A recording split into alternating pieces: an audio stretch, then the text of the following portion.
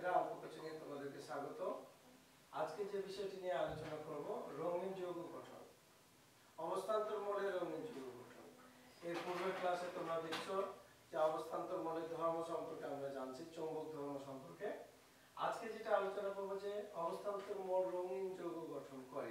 কিভাবে রঙিন যৌগ গঠন করে আমরা কিন্তু সহজভাবে এটা প্র্যাকটিক্যালি দেখার চেষ্টা করব। মানে তুমি যদি এখানে আমরা আলোচনাগুলো করি তাহলে মনে হবে যে তুমি একটা প্র্যাকটিক্যাল ক্লাস করছো। এইভাবে ঠিক আলোচনা করে দেব যাতে তোমাদের সারা জীবন মনে থাকে এবং বিশেষ করে ভার্সিটি অ্যাডমিশনে এবং বিভিন্ন জায়গায় তোমরা সহজে উত্তর করতে পারো। তার একটা বিষয় তোমাদেরকে মনে করিয়ে দিই যে রঙিন বলতে আমরা কি বুঝি বা রঙিন কেন দেখি। যেমন ধরে নাও এটা হোয়াইট বোর্ড, তোমরা কেন হোয়াইট বোর্ড দেখছো বলো, এটাকে সাদা দেখছো। তাহলে আমরা জানি যে 7টি কালার আছে, 7টি বর্ণ আছে, বেনিয়াসুর কালার। তাহলে 7টি বর্ণের মধ্যে যদি কোনো একটা বস্তু 7টি বর্ণকেই প্রতিফলন করে, অর্থাৎ 7টি বর্ণই প্রতিফলিত হয়ে আমাদের চোখে আসে, তাহলে এটাকে আমরা সাদা দেখব। তাহলে হোয়াইট বোর্ড যে কাজটি করছে 7টি বর্ণকে প্রতিফলিত করে আমাদের চোখে পাঠাচ্ছে, তাই এটাকে সাদা দেখছি। এই যে মার্কারের কালিটা কালো কেন দেখছি বলো? কালো বস্তুর বৈশিষ্ট্য হচ্ছে সবগুলো আলো সে শোষণ করে, অর্থাৎ কোনো ধরনের আলো আমাদের চোখে প্রতিফলিত করে না। তখন আমরা সেই বস্তুটাকে কি দেখছি? কালো। তাহলে তোমরা বলো গোলাপ ফুলকে আমরা লাল দেখি কেন? কারণ গোলাপ ফুলের উপর যদি আলো পড়ে তাহলে গোলাপ ফুল যে কাজটা করে লাল আলোটি আমাদের চোখে প্রতিফলিত করে এবং বাকি 6টি আলোকে সে কি করে? শোষণ করে। তখন আমরা গোলাপ ফুলকে লাল দেখতে পাই। তাহলে অনুরূপভাবে তোমরা এখন বুঝতে পারছো যে যেই কালারটা আমরা দেখি মূলত সেই কালারটাই আমাদের চোখে প্রতিফলিত হয়েছে। তাহলে আজকে যে অবস্থান্তর মৌল রঙিন যৌগ গঠন করে, তাহলে আমরা এটাকে রঙিন কেন দেখব? এখানে একটা বর্ণালী সৃষ্টি হবে, যে বর্ণালীটা আমাদের চোখে প্রতিফলিত হয়ে আসবে এবং সেটা সে শোষণ করবে না। তখন একটা রঙিন যৌগ আমরা দেখতে পাবো। এবং যে কোনো বর্ণালীর একটা কি আছে? তরঙ্গ দৈর্ঘ্য আছে।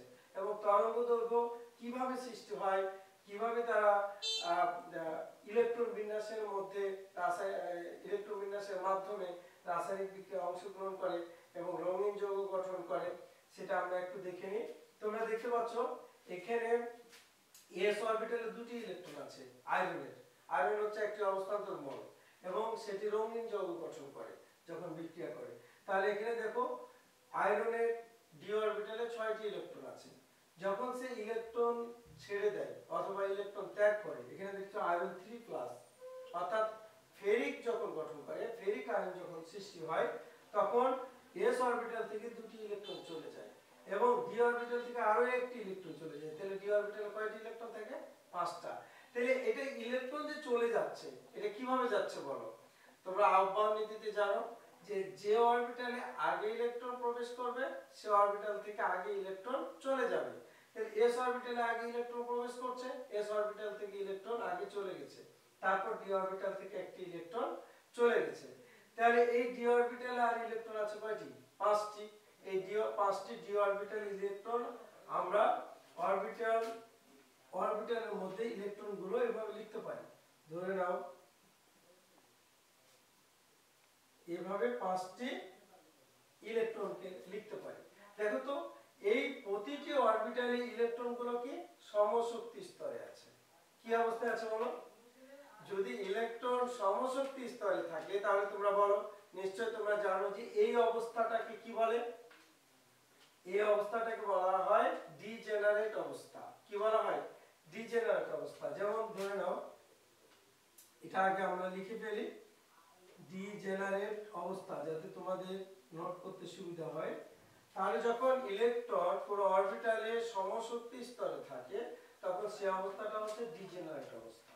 এখন যদি বর্ণালী সৃষ্টি করতে হয় তাহলে অরবিটালগুলোর মধ্যে শক্তির পরিবর্তন ঘটাতে হবে। কারণ বর্ণালী সৃষ্টির একটা কারণ হচ্ছে যে তোমরা বোর নীতি অথবা আহ্বান নীতি, রাদারফোর্ড নীতিতে তোমরা দেখেছো যখন ইলেকট্রন কক্ষপথ পরিবর্তন করে তখন কিন্তু একটা বর্ণালী সৃষ্টি হয়। অর্থাৎ এখানে ইলেকট্রনের পরিবর্তনের কারণে কক্ষ কক্ষপথের পরিবর্তন করছে, অর্থাৎ কক্ষপথের শক্তির পরিবর্তন করছে, তখনই কিন্তু একটা বর্ণালী সৃষ্টি হচ্ছে। যেমন ধরে নাও, যদি আমি একটু চিত্রটা এঁকে দেখাই, যখন তোমরা একটা কক্ষপথ থেকে আরেকটা কক্ষপথে যাবে বা আরেকটা কক্ষপথ থেকে, অর্থাৎ নিম্ন শক্তি স্তর থেকে উচ্চ শক্তি স্তরে যায় অথবা উচ্চ শক্তি স্তর থেকে নিম্ন শক্তি স্তরে যায়, তখন এখানে এক ধরনের বর্ণালী সৃষ্টি হয়। সেটাই কিন্তু বোর মডেল থেকে তোমরা শিখছো। তার মানে বর্ণালী সৃষ্টি হলে সেখানে তরঙ্গ দৈর্ঘ্য থাকে। তাহলে এরা কিভাবে বর্ণালী সৃষ্টি করে, এই অরবিটালে কিভাবে শক্তি পার্থক্য ঘটে, তোমরা এখানে দেখে নাও যে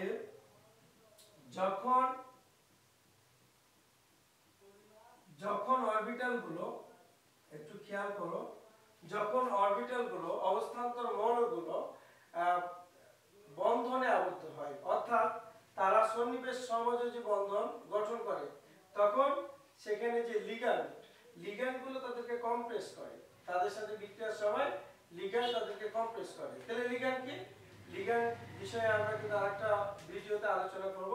কিন্তু লিগ্যান্ড হচ্ছে ইলেকট্রন দাতা। যখন সে ইলেকট্রন দিবে তখন আয়রন কিন্তু ইলেকট্রন না নিয়ে শেয়ার করবে। ওই লিগ্যান্ড এদেরকে যখন কম্প্রেস করে তখন ইলেকট্রন গুলো কিন্তু সংকুচিত হয়ে অরবিটালে দুইটি করে ইলেকট্রন চলে আসে। তাহলে দেখো এখানে দুইটি করে ইলেকট্রন চলে আসছে এবং এখানে আরো একটি ইলেকট্রন আছে, অর্থাৎ মোট 5টি ইলেকট্রন। তাহলে এখানে অরবিটাল ছিল কয়টি, 5টি। তাহলে এখানে আরো 2টি অরবিটাল খালি। তাহলে এখন বলো তো, এই অরবিটালের শক্তি আর এই অরবিটালের শক্তি কি সমান? না, এখানে কিন্তু শক্তির একটা পার্থক্য ঘটছে। এই শক্তির পার্থক্যকে আমরা কি দ্বারা প্রকাশ করি, ডেল দ্বারা প্রকাশ করি। অর্থাৎ এনার্জির এখানে যে পার্থক্য ঘটছে, তাহলে শক্তির যদি পার্থক্য ঘটে তাহলে এখানে এক ধরনের কি সৃষ্টি হবে, বর্ণালী সৃষ্টি হবে। তাহলে বর্ণালী সৃষ্টি হবে, তার মানে এখানে একটা তরঙ্গ দৈর্ঘ্য সৃষ্টি হবে। তাহলে আমরা এনার্জি থেকে আমরা সূত্র কি শিখছি বলতো, যে E ইকুয়াল hc/λ। এটা নিশ্চয়ই শিখছি যে যখন শক্তি থাকবে সেখানে প্লাঙ্কের ধ্রুবক থাকবে, সি আলোর গতিবেগ থাকবে, ল্যামডা মানে তরঙ্গ দৈর্ঘ্য থাকবে। অর্থাৎ এখানে শক্তির একটা পার্থক্য ঘটছে, শক্তির পার্থক্যের কারণে এখানে একটা কি বর্ণালী সৃষ্টি হচ্ছে। আর যে বর্ণালীটা সৃষ্টি হচ্ছে সেখানে একটা তরঙ্গ দৈর্ঘ্য আছে। যদি এই তরঙ্গ দৈর্ঘ্যটা ধরে নাও 400 থেকে 700 ন্যানোমিটারের মধ্যে হয়, 400 থেকে 700 ন্যানোমিটারের মধ্যে, তাহলে এই বর্ণালীটা হবে দৃশ্যমান। কি হবে বলো, এই বর্ণালীটা আমরা দেখতে পাবো। কিভাবে দেখতে পাবো, যখন বর্ণালী সৃষ্টি হবে সেখানে যদি আলো দেওয়া হয় তাহলে এখানে আলো দিলে এখানে যে বর্ণালীটা সৃষ্টি হয়েছে সেই বর্ণালীটা কি করবে, ওই বর্ণালীর আলোটাকে শোষণ করবে না, সেটা প্রতিফলন করবে এবং বাকি আলোগুলোকে সে কি করবে, বাকি তরঙ্গ দৈর্ঘ্যের আলোগুলোকে সে কিন্তু শোষণ করে নেবে। তখন আমরা কিন্তু এখানে যে যৌগ তৈরি হবে সেখানে কিন্তু আমরা কি যে বর্ণ তৈরি হবে সেটাকে আমরা রঙিন দেখব। তাহলে আমরা বুঝতে পারছি যে অবস্থান্তরমূল রঙিন যৌগ গঠন করে এবং রঙিন যৌগ গঠন করে এবং এই রঙিন যৌগ গঠন করে বিধায় এখানে এক প্রকার কি তরঙ্গ দৈর্ঘ্য সৃষ্টি হয়। তাহলে আশা করি তোমরা আজকে অবস্থান্তরমূলের যে রঙিন গঠন সম্পর্কে তোমাদের একটা বিভ্রান্ত ছিল বা অথবা তোমরা ভালো করে বুঝতে পারোনি, অসুবিধা হয়েছে, আজকের এই ভিডিওটির মাধ্যমে তোমাদের সম্পূর্ণ ধারণা চলে আসছে এবং এটি আশা করি তোমাদের বিভিন্ন পরীক্ষাতে কাজে আসবে। আজকে এ পর্যন্ত রাখছি, পরবর্তী ভিডিওটি তোমরা অবশ্যই দেখবে।